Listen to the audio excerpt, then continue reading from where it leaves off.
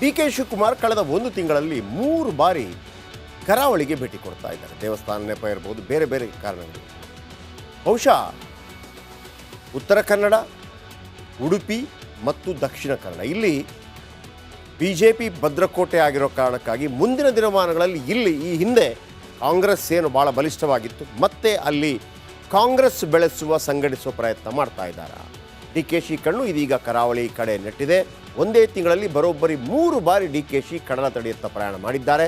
ಶತಾಯಗತಾಯ ಹಿಂದುತ್ವ ಕೋಟೆಯನ್ನು ಭೇದಿಸಲು ಸಜ್ಜಾಗಿದ್ದಾರಾ ಡಿ.ಕೆ ಅನ್ನುವಂಥ ವಿಚಾರಗಳು ರಾಜಕೀಯ ವಲಯದಲ್ಲಿ ಚರ್ಚೆಗೆ ಗ್ರಾಸವಾಗಿದೆ. ಬನ್ನಿ ಒಂದು ರಿಪೋರ್ಟ್.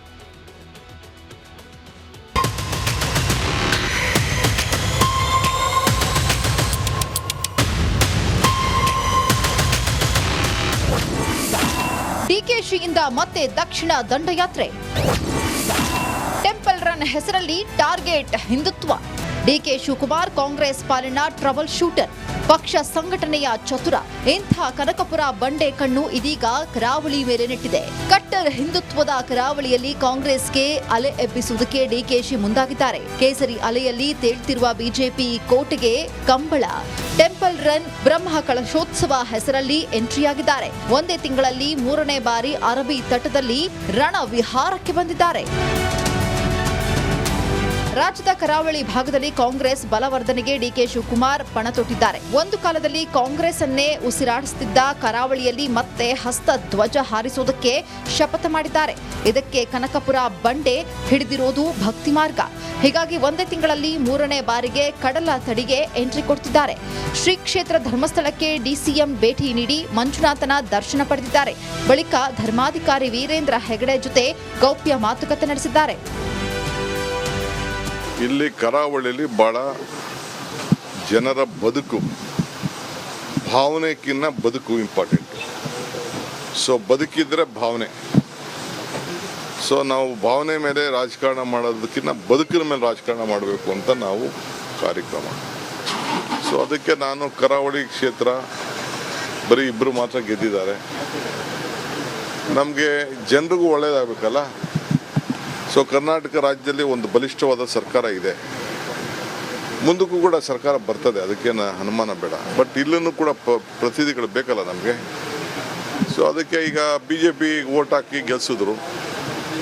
ಕಾಂಗ್ರೆಸ್ಸಿಂದ ಜನರಿಗೆ ಪ್ರತಿ ಒಂದು ಕುಟುಂಬಕ್ಕೂ ಸಹಾಯ ಆಗ್ತಾಯಿದೆ ಹೊರತು BJPಯಿಂದ ಏನಾಗ್ತಾ ಇರಲ್ಲ. ಯಾರು ಹೇಳಿದ್ರಿ ಹಿಂದುತ್ವದ ಭದ್ರಕೋಟೆ ಅಂತ? ಎಲ್ಲ ಧರ್ಮಕ್ಕೂ ಇದೊಂದು ಭದ್ರಕೋಟೆ. ಇಲ್ಲಿರೋಂಥ ನೀರು, ಇಲ್ಲಿರೋಂಥ ದೇವಸ್ಥಾನ, ಇಲ್ಲಿರೋಂಥ ದರ್ಗಾ, ಇಲ್ಲಿರೋಂಥ ಪರಿಸರ, ಇಲ್ಲಿರೋಂಥ ವಾತಾವರಣ, ಇಲ್ಲಿರೋಂಥ ಸಮುದ್ರ ಜಾತಿ ಮೇಲಿದೆಯಾ? ಜಾತಿ ಏನಿಲ್ಲ, ನೀತಿ ಮೇಲಿದೆ. ಇಲ್ಲಿರೋಂಥ ಶೈಕ್ಷಣಿಕ ಕ್ಷೇತ್ರ, ಇಲ್ಲಿರೋಂಥ ಬ್ಯಾಂಕ್ಗಳು, ಇಲ್ಲಿರೋಂಥ ಧಾರ್ಮಿಕ ಕ್ಷೇತ್ರಗಳು, ಎಲ್ಲಿದೆ? ಇದು ಎಲ್ಲರಿಗೂ ಇದೆ. ಕಂಬಳ, ಟೆಂಪಲ್ ರನ್, ಬ್ರಹ್ಮ ಕಳಶೋತ್ಸವದ ಹೆಸರಿನಲ್ಲಿ ಕಡಲ ತೀರದಲ್ಲಿ ಡಿಕೆಶಿ ಫುಲ್ ಆಕ್ಟಿವ್ ಆಗಿದ್ದಾರೆ. ಈ ಮೂಲಕ ಕೇಸರಿ ಭದ್ರಕೋಟೆ ಛಿದ್ರ ಮಾಡುವುದಕ್ಕೆ ಪ್ಲಾನ್ ಮಾಡಿದ್ದಾರೆ. ಆದರೆ ಕನಕಪುರ ಬಂಡೆಯ ಈ ಹಿಂದೂ ಅಸ್ತ್ರದ ಹಿಂದೆ ಬೇರ್ಯಾವ ತಂತ್ರ ಅಡಗಿದೆಯೋ ಆ ಶಿವನೇ ಬಲ್ಲ. Bureau report. ಡಿ.ಕೆ. ಶಿವಕುಮಾರ್ ಕಳೆದ 1 ತಿಂಗಳಲ್ಲಿ 3 ಬಾರಿ ಕರಾವಳಿಗೆ ಭೇಟಿ ಕೊಡ್ತಾ ಇದ್ದಾರೆ. ದೇವಸ್ಥಾನ ನೆಪ ಇರಬಹುದು, ಬೇರೆ ಬೇರೆ ಕಾರಣಗಳು. ಬಹುಶಃ ಉತ್ತರ ಕನ್ನಡ, ಉಡುಪಿ ಮತ್ತು ದಕ್ಷಿಣ ಕನ್ನಡ ಇಲ್ಲಿ ಬಿಜೆಪಿ ಭದ್ರಕೋಟೆ ಆಗಿರೋ ಕಾರಣಕ್ಕಾಗಿ ಮುಂದಿನ ದಿನಮಾನಗಳಲ್ಲಿ ಇಲ್ಲಿ ಈ ಹಿಂದೆ ಕಾಂಗ್ರೆಸ್ ಏನು ಭಾಳ ಬಲಿಷ್ಠವಾಗಿತ್ತು, ಮತ್ತೆ ಅಲ್ಲಿ ಕಾಂಗ್ರೆಸ್ ಬೆಳೆಸುವ ಸಂಘಟಿಸುವ ಪ್ರಯತ್ನ ಮಾಡ್ತಾ ಇದ್ದಾರೆ. ಡಿ.ಕೆ.ಶಿ ಕಣ್ಣು ಇದೀಗ ಕರಾವಳಿ ಕಡೆ ನೆಟ್ಟಿದೆ. ಒಂದೇ ತಿಂಗಳಲ್ಲಿ ಬರೋಬ್ಬರಿ 3 ಬಾರಿ ಡಿ.ಕೆ.ಶಿ ಕಡಲ ತಡೆಯತ್ತ ಪ್ರಯಾಣ ಮಾಡಿದ್ದಾರೆ. ಶತಾಯಗತಾಯ ಹಿಂದುತ್ವ ಕೋಟೆಯನ್ನು ಭೇದಿಸಲು ಸಜ್ಜಾಗಿದ್ದಾರಾ ಡಿ.ಕೆ ಅನ್ನುವಂಥ ವಿಚಾರಗಳು ರಾಜಕೀಯ ವಲಯದಲ್ಲಿ ಚರ್ಚೆಗೆ ಗ್ರಾಸವಾಗಿದೆ. ಬನ್ನಿ ಒಂದು ರಿಪೋರ್ಟ್.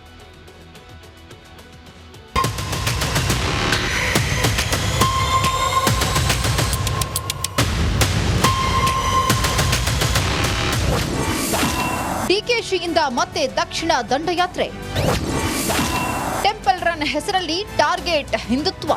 ಡಿಕೆ ಶಿವಕುಮಾರ್ ಕಾಂಗ್ರೆಸ್ ಪಾಲಿನ ಟ್ರಬಲ್ ಶೂಟರ್, ಪಕ್ಷ ಸಂಘಟನೆಯ ಚತುರ. ಇಂಥ ಕನಕಪುರ ಬಂಡೆ ಕಣ್ಣು ಇದೀಗ ಕರಾವಳಿ ಮೇಲೆ ನೆಟ್ಟಿದೆ. ಕಟ್ಟರ್ ಹಿಂದುತ್ವದ ಕರಾವಳಿಯಲ್ಲಿ ಕಾಂಗ್ರೆಸ್ಗೆ ಅಲೆ ಎಬ್ಬಿಸುವುದಕ್ಕೆ ಡಿಕೆಶಿ ಮುಂದಾಗಿದ್ದಾರೆ. ಕೇಸರಿ ಅಲೆಯಲ್ಲಿ ತೇಳ್ತಿರುವ ಬಿಜೆಪಿ ಕೋಟೆಗೆ ಕಂಬಳ, ಟೆಂಪಲ್ ರನ್, ಬ್ರಹ್ಮ ಕಳಶೋತ್ಸವ ಹೆಸರಲ್ಲಿ ಎಂಟ್ರಿಯಾಗಿದ್ದಾರೆ. ಒಂದೇ ತಿಂಗಳಲ್ಲಿ 3ನೇ ಬಾರಿ ಅರಬ್ಬಿ ತಟದಲ್ಲಿ ರಣ ವಿಹಾರಕ್ಕೆ ಬಂದಿದ್ದಾರೆ. ರಾಜ್ಯದ ಕರಾವಳಿ ಭಾಗದಲ್ಲಿ ಕಾಂಗ್ರೆಸ್ ಬಲವರ್ಧನೆಗೆ ಡಿಕೆ ಶಿವಕುಮಾರ್ ಪಣ ತೊಟ್ಟಿದ್ದಾರೆ. ಒಂದು ಕಾಲದಲ್ಲಿ ಕಾಂಗ್ರೆಸ್ ಅನ್ನೇ ಉಸಿರಾಡಿಸುತ್ತಿದ್ದ ಕರಾವಳಿಯಲ್ಲಿ ಮತ್ತೆ ಹಸ್ತ ಧ್ವಜ ಹಾರಿಸುವುದಕ್ಕೆ ಶಪಥ ಮಾಡಿದ್ದಾರೆ. ಇದಕ್ಕೆ ಕನಕಪುರ ಬಂಡೆ ಹಿಡಿದಿರೋದು ಭಕ್ತಿ ಮಾರ್ಗ. ಹೀಗಾಗಿ ಒಂದೇ ತಿಂಗಳಲ್ಲಿ 3ನೇ ಬಾರಿಗೆ ಕಡಲ ತಡಿಗೆ ಎಂಟ್ರಿ ಕೊಡ್ತಿದ್ದಾರೆ.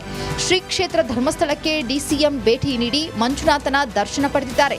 ಬಳಿಕ ಧರ್ಮಾಧಿಕಾರಿ ವೀರೇಂದ್ರ ಹೆಗಡೆ ಜೊತೆ ಗೌಪ್ಯ ಮಾತುಕತೆ ನಡೆಸಿದ್ದಾರೆ. ಇಲ್ಲಿ ಕರಾವಳಿಯಲ್ಲಿ ಭಾಳ ಜನರ ಬದುಕು, ಭಾವನೆಗಿನ್ನ ಬದುಕು ಇಂಪಾರ್ಟೆಂಟು. ಸೊ ಬದುಕಿದ್ರೆ ಭಾವನೆ. ಸೊ ನಾವು ಭಾವನೆ ಮೇಲೆ ರಾಜಕಾರಣ ಮಾಡೋದಕ್ಕಿಂತ ಬದುಕಿನ ಮೇಲೆ ರಾಜಕಾರಣ ಮಾಡಬೇಕು ಅಂತ ನಾವು ಕಾರ್ಯಕ್ರಮ. ಸೊ ಅದಕ್ಕೆ ನಾನು ಕರಾವಳಿ ಕ್ಷೇತ್ರ ಬರೀ 2 ಮಾತ್ರ ಗೆದ್ದಿದ್ದಾರೆ. ನಮಗೆ ಜನರಿಗೂ ಒಳ್ಳೆಯದಾಗಬೇಕಲ್ಲ. ಸೊ ಕರ್ನಾಟಕ ರಾಜ್ಯದಲ್ಲಿ ಒಂದು ಬಲಿಷ್ಠವಾದ ಸರ್ಕಾರ ಇದೆ, ಮುಂದಕ್ಕೂ ಕೂಡ ಸರ್ಕಾರ ಬರ್ತದೆ, ಅದಕ್ಕೇನು ಅನುಮಾನ ಬೇಡ. ಬಟ್ ಇಲ್ಲೂ ಕೂಡ ಪ್ರತಿನಿಧಿಗಳು ಬೇಕಲ್ಲ ನಮಗೆ. ಸೊ ಅದಕ್ಕೆ ಈಗ BJP ಓಟ್ ಹಾಕಿ ಗೆಲ್ಸಿದ್ರು. ಕಾಂಗ್ರೆಸ್ಸಿಂದ ಜನರಿಗೆ ಪ್ರತಿ ಒಂದು ಕುಟುಂಬಕ್ಕೂ ಸಹಾಯ ಆಗ್ತಾಯಿದೆ ಹೊರತು BJPಯಿಂದ ಏನಾಗ್ತಾ ಇರಲ್ಲ. ಯಾರು ಹೇಳಿದ್ರಿ ಹಿಂದುತ್ವದ ಭದ್ರಕೋಟೆ ಅಂತ? ಎಲ್ಲ ಧರ್ಮಕ್ಕೂ ಇದೊಂದು ಭದ್ರಕೋಟೆ. ಇಲ್ಲಿರೋಂಥ ನೀರು, ಇಲ್ಲಿರೋಂಥ ದೇವಸ್ಥಾನ, ಇಲ್ಲಿರೋಂಥ ದರ್ಗಾ, ಇಲ್ಲಿರೋಂಥ ಪರಿಸರ, ಇಲ್ಲಿರೋಂಥ ವಾತಾವರಣ, ಇಲ್ಲಿರೋಂಥ ಸಮುದ್ರ ಜಾತಿ ಮೇಲಿದೆಯಾ? ಜಾತಿ ಏನಿಲ್ಲ, ನೀತಿ ಮೇಲಿದೆ. ಇಲ್ಲಿರೋಂಥ ಶೈಕ್ಷಣಿಕ ಕ್ಷೇತ್ರ, ಇಲ್ಲಿರೋಂಥ ಬ್ಯಾಂಕ್ಗಳು, ಇಲ್ಲಿರೋಂಥ ಧಾರ್ಮಿಕ ಕ್ಷೇತ್ರಗಳು, ಎಲ್ಲಿದೆ? ಇದು ಎಲ್ಲರಿಗೂ ಇದೆ. ಕಂಬಳ, ಟೆಂಪಲ್ ರನ್, ಬ್ರಹ್ಮ ಕಳಶೋತ್ಸವದ ಹೆಸರಿನಲ್ಲಿ ಕಡಲ ತೀರದಲ್ಲಿ ಡಿಕೆಶಿ ಫುಲ್ ಆಕ್ಟಿವ್ ಆಗಿದ್ದಾರೆ. ಈ ಮೂಲಕ ಕೇಸರಿ ಭದ್ರಕೋಟೆ ಛಿದ್ರ ಮಾಡುವುದಕ್ಕೆ ಪ್ಲಾನ್ ಮಾಡಿದ್ದಾರೆ. ಆದರೆ ಕನಕಪುರ ಬಂಡೆಯ ಈ ಹಿಂದೂ ಅಸ್ತ್ರದ ಹಿಂದೆ ಬೇರ್ಯಾವ ತಂತ್ರ ಅಡಗಿದೆಯೋ ಆ ಶಿವನೇ ಬಲ್ಲ. ಡಿಕೆ ಶಿವಕುಮಾರ್ ಕಳೆದ 1 ತಿಂಗಳಲ್ಲಿ 3 ಬಾರಿ ಕರಾವಳಿಗೆ ಭೇಟಿ ಕೊಡ್ತಾ ಇದ್ದಾರೆ. ದೇವಸ್ಥಾನ ನೆಪ ಇರಬಹುದು, ಬೇರೆ ಬೇರೆ ಕಾರಣಗಳು.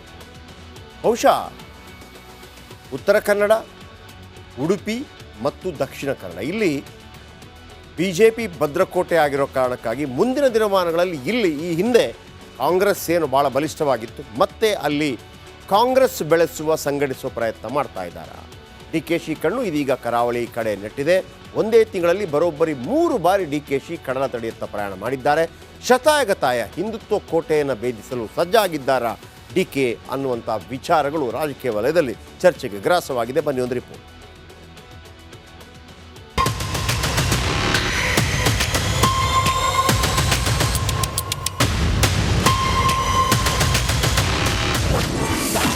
ಡಿಕೆಶಿಯಿಂದ ಮತ್ತೆ ದಕ್ಷಿಣ ದಂಡಯಾತ್ರೆ. ಟೆಂಪಲ್ ರನ್ ಹೆಸರಲ್ಲಿ ಟಾರ್ಗೆಟ್ ಹಿಂದುತ್ವ. ಡಿಕೆ ಶಿವಕುಮಾರ್ ಕಾಂಗ್ರೆಸ್ ಪಾಲಿನ ಟ್ರಬಲ್ ಶೂಟರ್, ಪಕ್ಷ ಸಂಘಟನೆಯ ಚತುರ.